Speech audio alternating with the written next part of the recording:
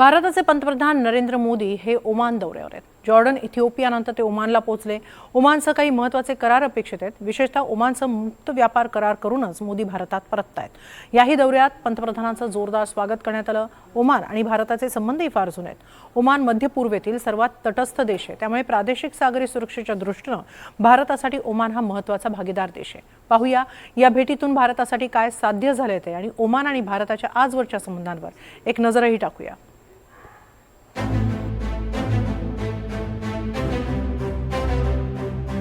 पंतप्रधान मोदी बुधवारी संध्याकाळी ओमानची राजधानी मस्कतमध्ये पोहोचले। विमानतळावर ओमानचे संरक्षण व्यवहार उपपंतप्रधान सय्यद शिहाब बिन तारिक अल सईद यांनी मोदींचं स्वागत केलं। दोन्ही नेत्यांनी औपचारिक चर्चाही केली। रात्री सईद यांच्यासह पंतप्रधान मोदी यांनी स्नेहभोजनही केलं। तर ओमानमध्ये राहत असलेल्या भारतीय समुदायानेही पंतप्रधान मोदींचं जल्लोषात स्वागत केलं।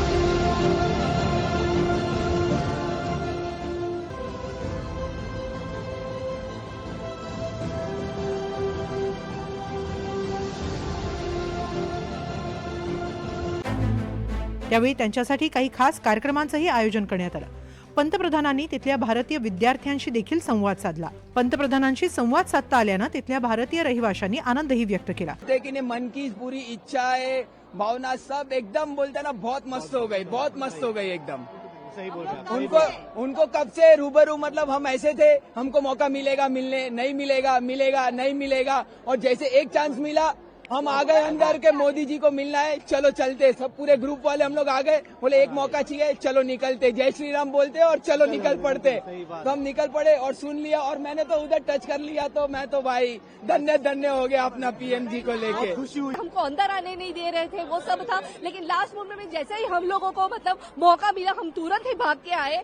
हमारे मोदी को हमको देखने को मिला, वो हमारे लिए बहुत बड़ा, उनको सुनने को मिला, वो सब बहुत मतलब हमारे लिए ना बहुत प्राउड की बात है। बहुत यस सारे देशों से स्पेशली ओमान के साथ जो उनका रिलेशन है, जो वो इतना रिच हेरिटेज हमारा है बता रहे थे, एक सेकंड भी नहीं लगा कि वो मतलब अपना ऐसा फ्लेक्स कर रहे हैं या शो ऑफ कर रहे हैं। जो भी एक भी सेकंड उधर थे, हम सुन रहे थे उनको, इतना वो प्राउडली बता रहे थे कि उनके देश ने क्या क्या किया है।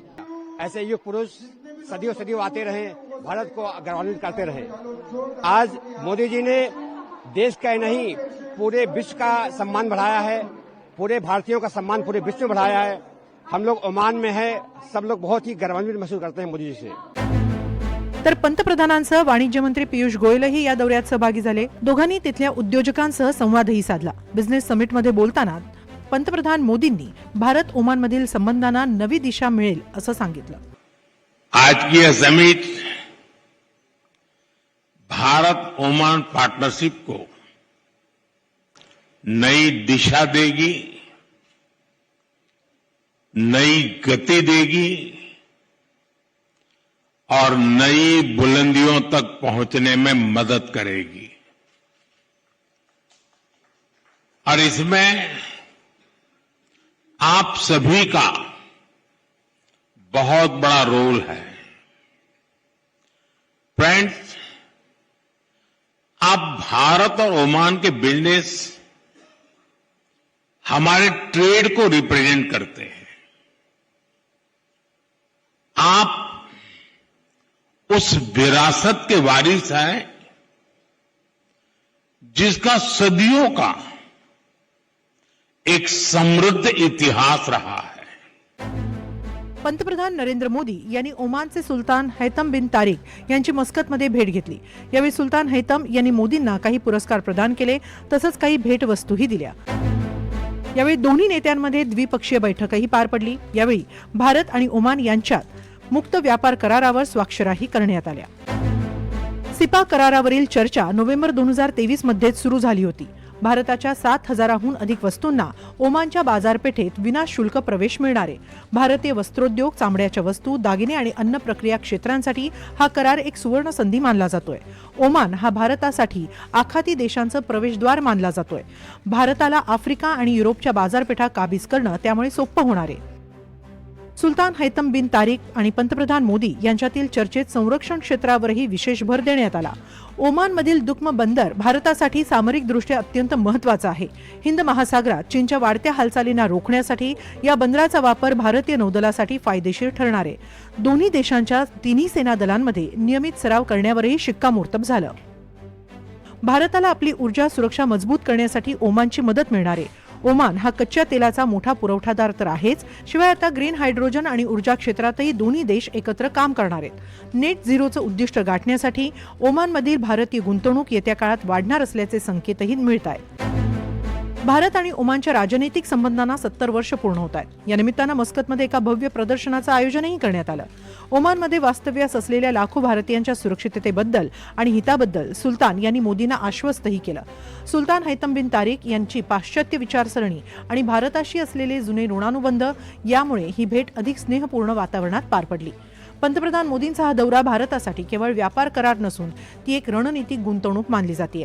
ओमानच्या रूपानं भारताला एक विश्वासार्ह मित्र मिळालाय, जो येत्या काळात भारताच्या आर्थिक विकासात महत्त्वाची भूमिका बजावू शकतो. भारत ओमानच्या कच्च्या तेलाचा चौथा सर्वात मोठा खरेदीदार आहे.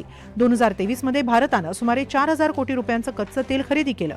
भारत ओमानच्या प्लास्टिक, रबरपासून बनवलेली उत्पादनं, रसायनं, धातू यासारख्या गैर तेल उत्पादनांसाठी तिसरी सर्वात मोठी बाजारपेठ आहे.